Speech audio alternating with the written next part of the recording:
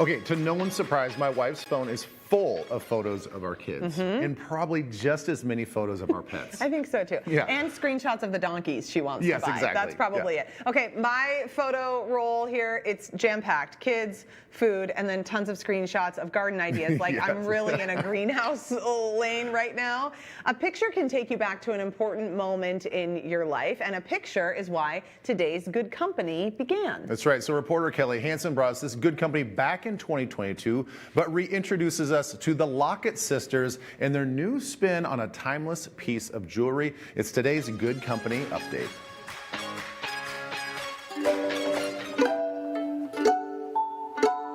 This is your workspace. This is our workspace, the lovely beautiful. Locket Sisters studio. How long ago did this idea pop into your brain? So about 5 years ago, my sister Amy and I started talking about lockets. She was traveling the world as a model and always wanted a locket so that she could have a picture of her kids with her wherever she went. But she could never find a company that had both a really good style and put the photo in for you. And I've always loved to make jewelry, so she's my big sister and told me to solve the problem for her, so I did. The process for us starts when an order comes in.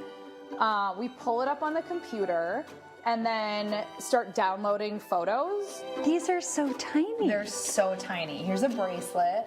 Wow. That's a little newborn. Before the lockets, we were working together in our photo studio, and we were offering these just to our photo clients. And I told the story to my sister that my daughter was in preschool and wearing her locket for comfort, and the teacher told me that my daughter had started offering her locket to other kids to comfort them.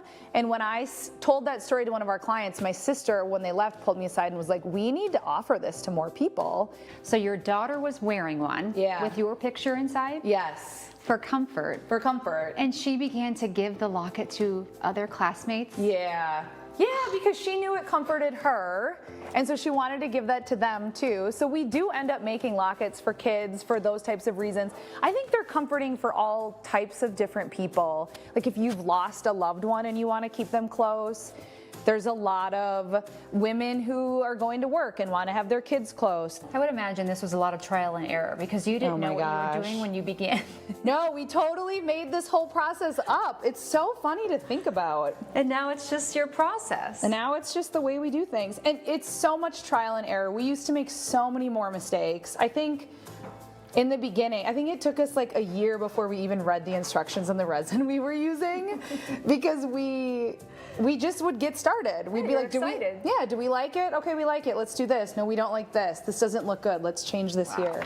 Shrinking a picture down to fit in a piece of jewelry isn't the easiest thing to do without technology. Yeah. And so you guys are utilizing that. Tell me how the process works. Yeah, so when we get an order, we open up the order, read their notes, see if they have any details they want us to know about. We also ask them if they'd like us to know anything about the photograph, and people share the most intimate details. It's so lovely. And we hold those stories very close throughout the entire process. Paige and Quinn, right? Mm-hmm.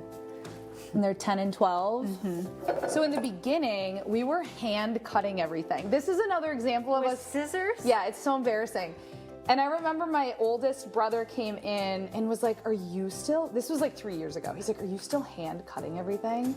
And we were like, yeah, that's pretty bad, right? Okay, let's solve that problem. We cut everything right down to size, and then we mix a small batch resin and put everything under heat lamps and then pour the resin into the locket. We really try to keep the integrity of the photo, so if they're laying on the side like that, then we're gonna try to match that. So you can see this is... Oh, there's Paige and Quinn. Isn't that so sweet? And I remember this picture. It was before school and they were getting along.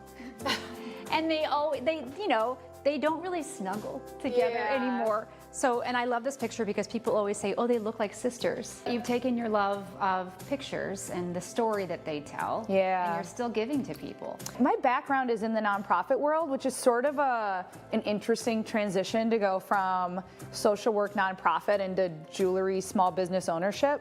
And I think that the common thread there is I really deeply value people and their stories and their experiences and their humanity. And I think that those two things show up in both of those careers, and I think connecting with people's reasons that they want to have a photograph close to their heart every day is the best part of the job.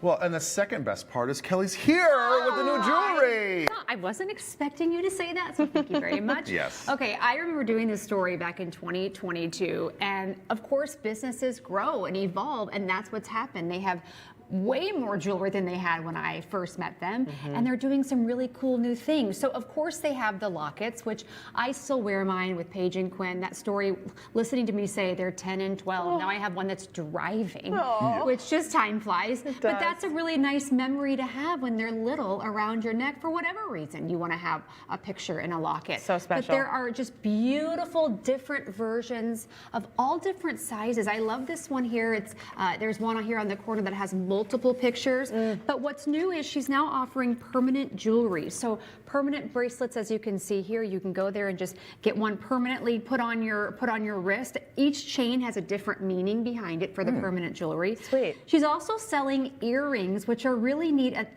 in-person events like Art of World, different art events. So they're made from the leftover resin that she uses to make the photo, like the protector. So she's reusing her materials. Yeah, this is really great. very smart. We love seeing them do well. You have their contact info on the I do. website? Yep. Check it out, thelocketsisters.com. We'll be back right after this.